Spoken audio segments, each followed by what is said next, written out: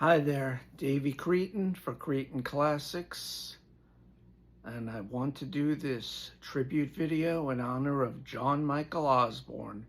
You might know him better as Ozzy Zig or Ozzy Osbourne. Passed away today. It is Tuesday, July 22nd of 2025, and Ozzy was born, John Michael Osbourne, December 3rd, 1948. So he was 76 years old, and he passed away 17 days after his final live performance. Back to the beginning in Birmingham, England, where he did a set with his solo band. Sounded really good, surprisingly good, much better than I thought he would sound. He was sitting in a chair because of his Parkinson's that eventually claimed his life, unfortunately. And he sounded really good, maybe not as good when he performed a little while later with Black Sabbath for the last time. But it was great that the original foursome got together with Bill Ward on drums. And Black Sabbath's career came full circle. The only thing they didn't do was perform the first song on the first album, simply entitled Black Sabbath. That would have really been back to the beginning. But guys in their 70s playing hard, fast, heavy music, there's only so much they could do. But we're here to celebrate Ozzy's life and what a life he led. What a constitution for all the stuff he'd been through throughout his life to last 76 years. Amazing constitution. And the career he had, starting off as a petty criminal, joining a band with a former school bully in the band, and they took him in the band because he had a PA system. He wanted to be the singer. And a lot of people, and even I, have said that Ozzy might not be the best technical singer, but he had a special style. And a lot of people love to tell the tale of when they were younger and they heard the first Black Sabbath album and the tolling of the bell and the rain, and then those riffs, the guitar riffs of Tony Iommi, the bass of Geezer Butler, the drums of Bill Ward, and Ozzy's vocal. And it scared the heck out of a lot of kids. The album cover was a whole theme. They took their name from a Boris Karloff film and they just ran with it. And people thought in Middle America and the Deep South of America that they were Satanists. They weren't Satanists. It was just an image to sell the music, which is quite often the case. They made a lot of great records together. That first run of 8 albums, the first 6 in particular for me personally, the Black Sabbath albums, the first 4, and then you get Sabbath, Bloody Sabbath, Sabotage, where they have some elongated songs, some progressive rock influences come in, and those are my 2 personal favorite Sabbath albums with Ozzy, Sabbath, Bloody Sabbath, and Sabotage. And earlier today, I played Sabotage in Ozzy's honor, and I played some of Sabbath, Bloody Sabbath. I'm going to finish the rest of it after I make and put up this video. He was with them from the late 60s when they were Earth. Then they became Black Sabbath. They put out their first record. I think it was February 13th, 1970. The debut self-titled Sabbath album came out, and it changed the world. The first real heavy metal band, you could argue, but let's say Sabbath are the first metal band from Birmingham, England, and they changed the world. Due to problems and substances, personality conflicts, eventually Ozzy left. He came back for the last record in the 70s, which is, of course, the controversial Never Say Die album. There's some really good songs on there. And then let's say there are some unusual experiments that may or may not have worked, depending on your point of view. Ozzy left the band. He went solo in 1980. And what a solo career he had, because he started the Blizzard of Oz. And I don't have any notes this time. Usually I have copious notes when I do these tributes. The only thing I have on the side here, Ozzy's albums, solo albums, a list of them. If you include the cover album, Undercover, which is not very good, let's call a spade and be honest here, it's not the best covers album at all. If you include that, he had 13 solo albums. If you take that out, He had a dozen solo albums. Now, the first two with Randy Rhoads are spectacular. Sharon, his second wife, and his manager, say what you say about Sharon Osbourne, but she always looked out for Ozzy and his best interests, both career-wise and financially. And she's the one that was the great woman behind the great man. She helped him pick out some great guitar players along the way. Besides, of course, Tony Iommi with Sabbath, which she had nothing to do with, the original Sabbath. Randy Rhoads. What could be said about Randy Rhoads that hasn't been said? Amazing guitar player, and it's a shame that he was taken so young. Then Jakey Lee comes in the picture.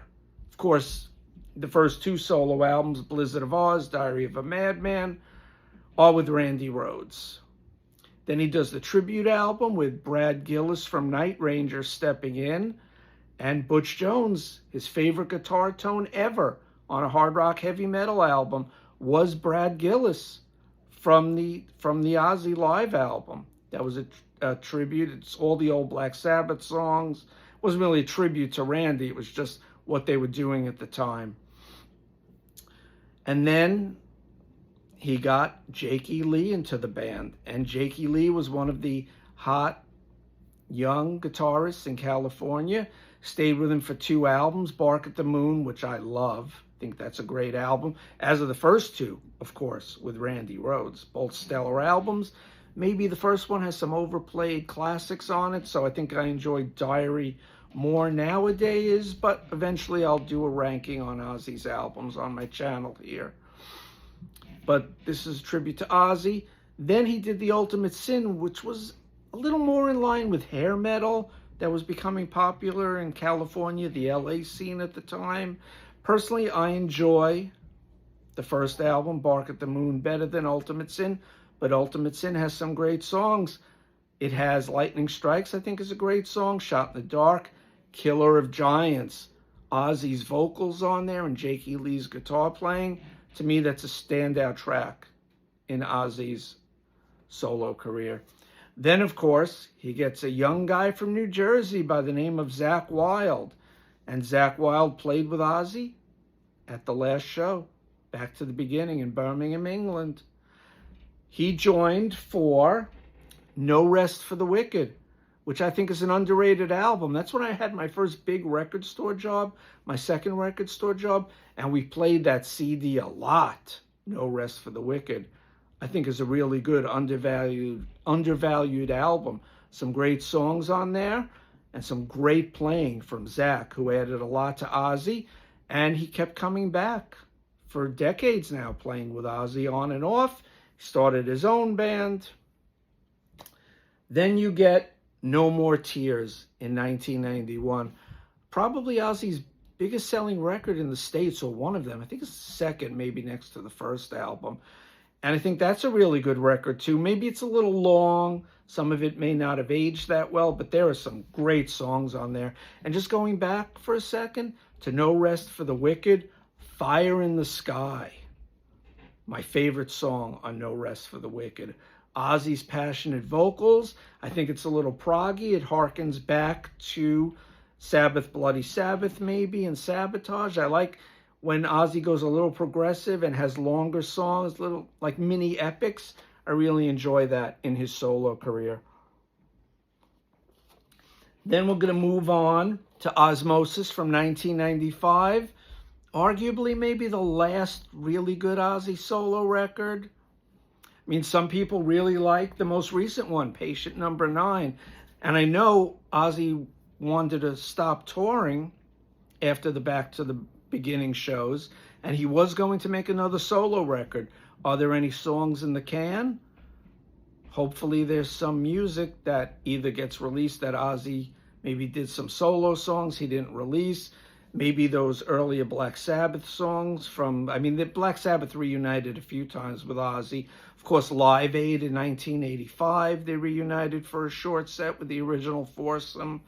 And then in the late 90s, I mean, I saw Ozzy on, for the No More Tears album, it was called No More Tours, and he wanted to retire from touring back then. He was tired of the grind after over 20 years. That's the only time I saw Ozzy solo for the No More Tears tour, called No More Tours. And I saw him in Manhattan. It was at the Paramount underneath Madison Square Garden. So it was like a big theater show. It was a really good show. I went with my friend and co-worker in the record store at the time, Joe. We had a really good time at the show.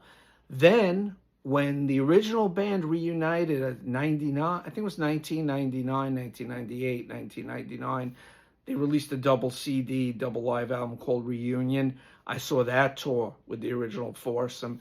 And for me, the highlight, besides the four original members of Sabbath playing together, they did Spiral Architect from Sabbath, Bloody Sabbath.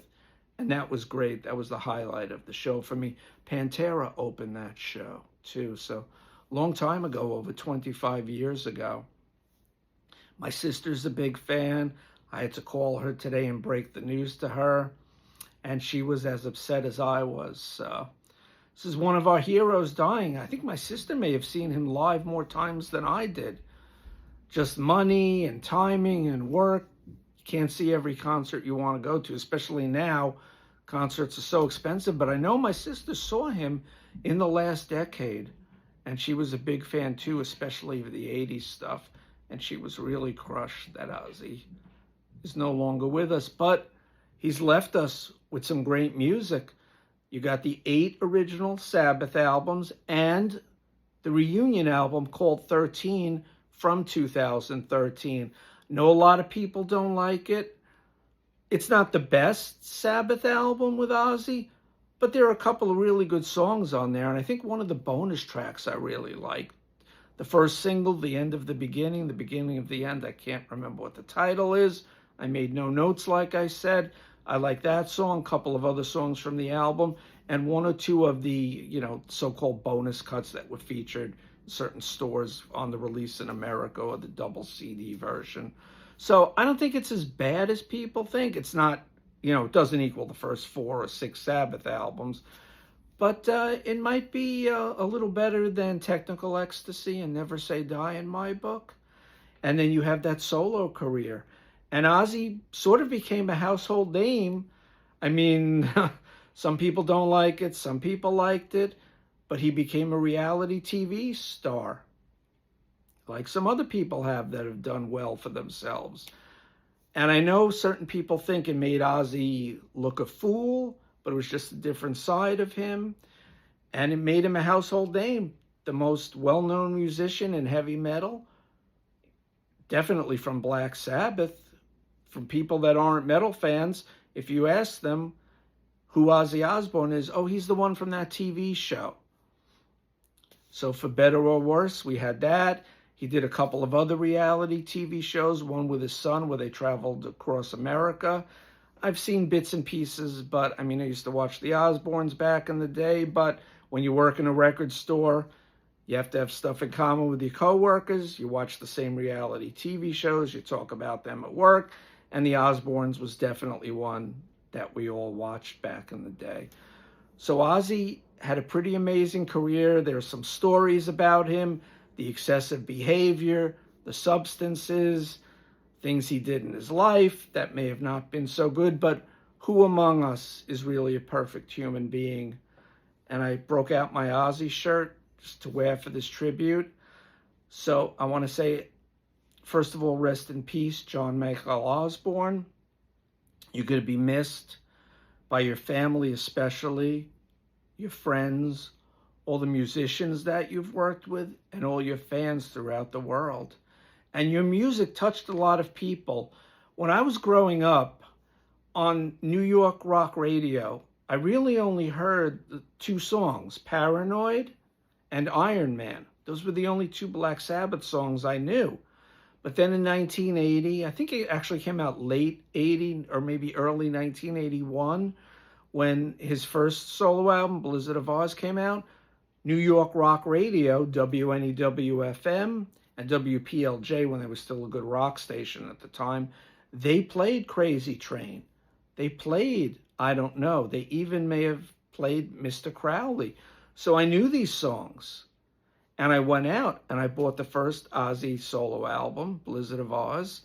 And then also when it came out, I bought Diary of a Madman. And those are very special albums to me because that was the first records I bought on vinyl of Ozzy. So rest in peace. Thank you for the music. And you made a lot of outsiders feel like we weren't outsiders, that we weren't alone. I know you didn't write a lot of the lyrics for Sabbath. You didn't write a lot of your solo lyrics. Of course, Geezer Butler wrote the majority of the Black Sabbath lyrics, but Ozzy did sing the songs. He wrote the vocal melodies. He followed along with the guitar a lot, but that was part of his charm. And just the solo songs and those solo records, even though Bob Daisley wrote a lot of the lyrics, the way Ozzy sang them and gave them such gravitas, it made this outsider feel like an insider. So thank you very much for the music, Ozzy. Rest in peace, and we're going to miss you a lot. This is Davey Cretin for Cretin Classics. Thanks. Bye-bye.